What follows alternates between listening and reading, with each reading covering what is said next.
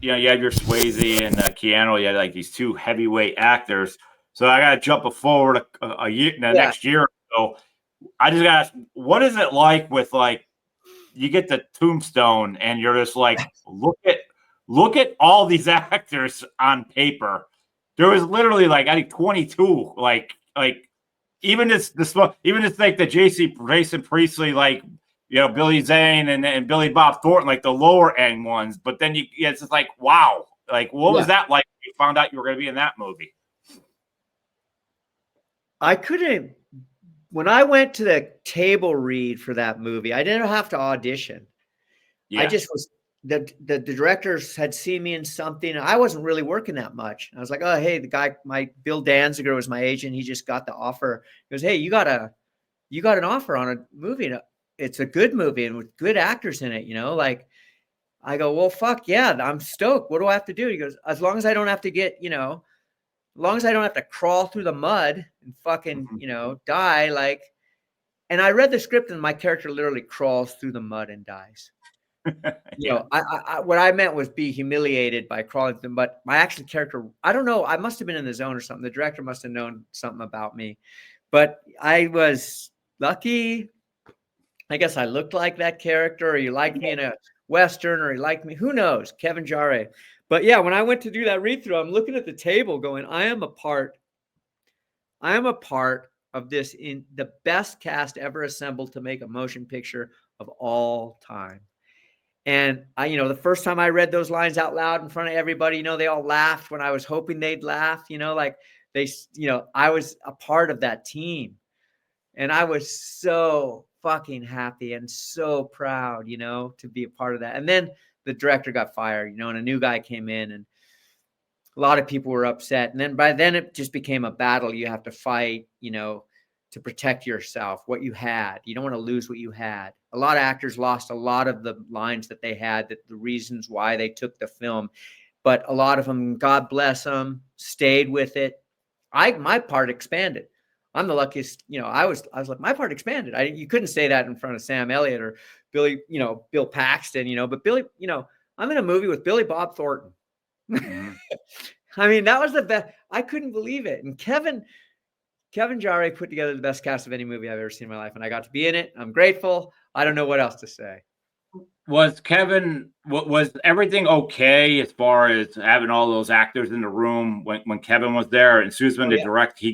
When he got fired, that's when everything started going a little more on. I mean, when George Cosmatos, he had to rewrite the script, cut a lot of shit out, and Kurt Russell and Val Kilmer helped him a great deal. But when George Cosmatos came back on the set, he'd look around and he'd go, he literally said, there's too many actors in this movie. Uh-huh. We don't need another fucking actor. Everybody's an actor who's doing the best they can, that he's not used to working with so many actors.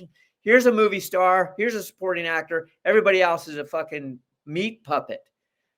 But none of us felt like meat puppets, and he would just lose his temper and be furious. And I remember Bill Paxton going, George, I'm trying to help you, and that was the attitude, but he was so cool. But George is a screamer, and we're like, God, I hope he doesn't yell at me. And he did. There's a scene where I'm doing a scene with Val Kilmer and Stephen Lang and Robert Burke, the fucking brilliant actor, Robert Burke. And Stephen Lang slams a table and a whiskey bottle goes flying, and I catch it like that. I just catch it.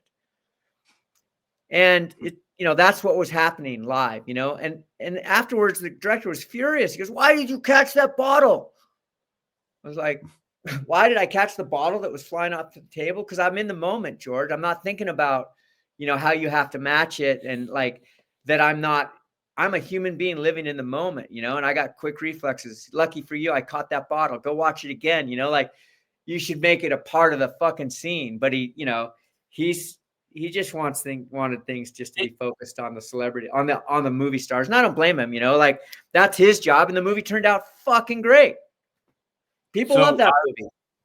I just saw Michael Biehn interview on Inside of You podcast, and he talked about what you were saying, but he said as soon as when the Kevin went out and the new director came in, as soon as he walked up to Michael told him to go F himself, and he walked away because he just knew, like, everyone, like you said, everyone was protecting their spot. Like, we have this rhythm and this, and, we're doing good. And like, who knows what this guy's going to try to do.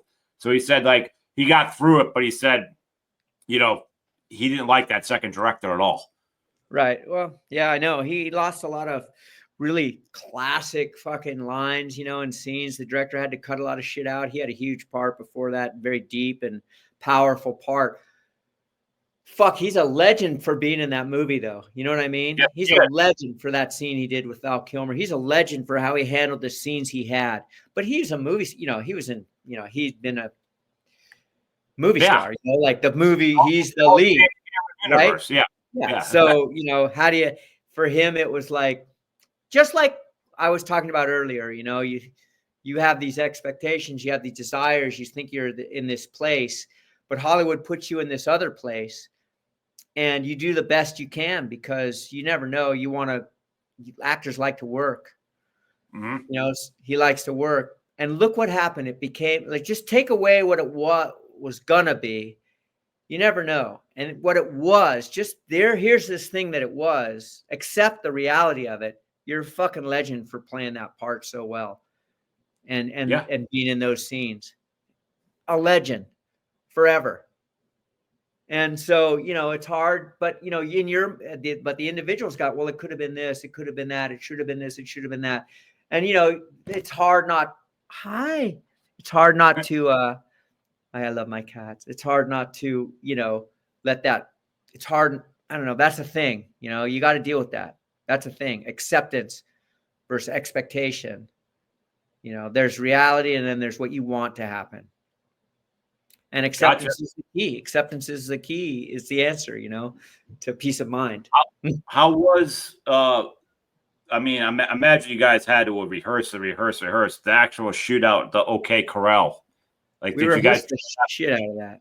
That was the funnest thing in the world for all us actors. Rehearsing, the armorer on that set is the father of the armorer on that set, where that poor cinematographer got killed and the director got shot in the shoulder, that Alec Baldwin movie, Rust. Oh, that's the same spot? No, just the daughter of our armorer was the armorer of that set. Oh. I shouldn't say anything else, but let me say this about our armorer. Think about our armorer. We had to rehearse the OK Corral with all these actors shooting at other actors all day long. And all of the rehearsals we had to do to get up to get that gunfight down to the second and down to the round that happened at the OK Corral, the real OK Corral, from history things.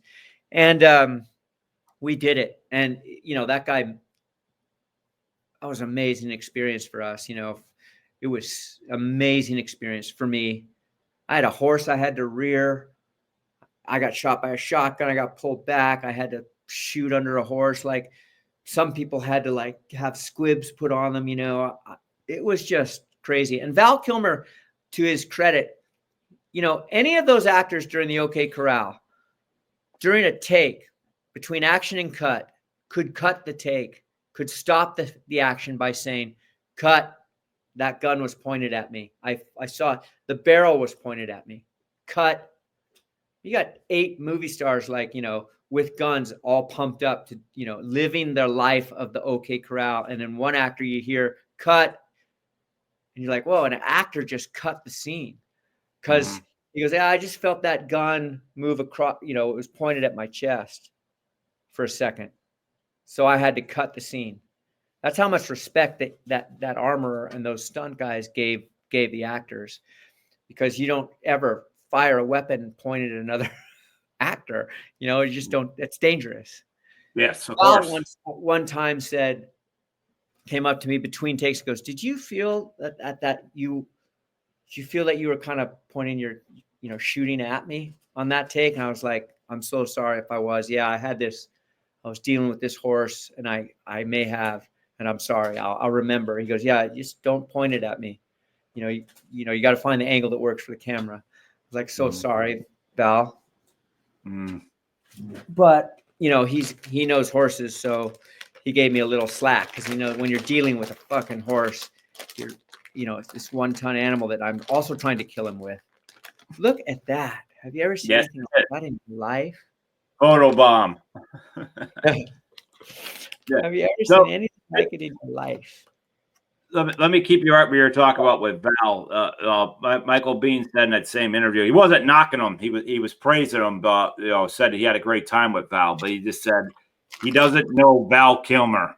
He said he only knows, Doc Holliday. He said was he like that for you too? Like you didn't get to talk to him? He stayed in character? Oh yeah, I didn't get to talk to him. Some people did on the last day of filming. I heard I was sick and I couldn't go to the cast party, but there was a party when he doesn't have to be Doc anymore and he's Val, and people said he's so funny and tells great stories and apologized like I had to do this, like usually I have a, and people were like, you ought to come down here, he's telling great stories. And I'm sure he's an amazing guy, but no, during the filming, there was only one moment where I got to see something that wasn't Doc.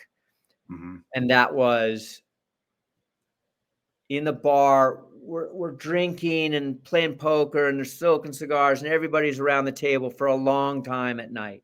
Those scenes take a long time to shoot because there's so many actors in the scene. Yep.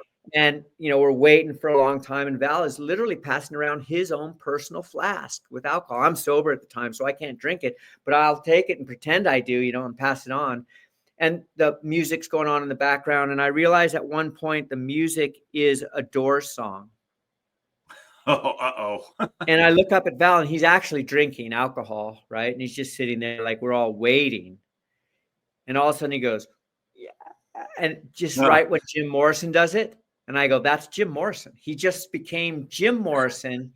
Doc Holliday just is channeling Jim Morrison at the poker table. And I just saw it. I was like, whoa, that was a fucking actor's dream come true moment, because he's just, So you didn't see Val, you just saw Doc Holliday turn into Jim Morrison and back to Doc Holliday. Yeah. And you could say I'm not dissing him either. Like some people might, but I can say, yeah, I saw Val in the hallways, when we were on the set, being Val, like doesn't want to say hi, doesn't want you to look at him or talk to him, please don't look Val in the eye kind of thing, like that's, that can be off-putting for a lot of, actors. Like what? Like you don't understand, like why not? But that's the way he works, and it's worth it because we go to, we're allowed to go to dailies. That director let us all come to dailies, so we're watching the dailies, and I get to watch Val Kilmer between takes doing the dailies for the scene where he's dying, and he's talking to Wyatt like there's no like just life, just you're gonna live, and he knows he's dying, and the guy was crying for an hour, like just crying, just crying. And oh my God, it was because he wanted his friend to live, and he's sad that he had to die, and he knew life was precious at that moment. He'd taken lives. I mean, it was just so deep and beautiful. I was like, fuck, I don't give a shit how this guy acts between work, because what he's doing, you can't pay enough. You can't buy. I mean, you can't. There's no price you can put on that. What he did with Doc character, it's worth everything. And I don't care if he had to I don't want to talk to anybody except Kurt Russell and the director while I'm shooting this movie.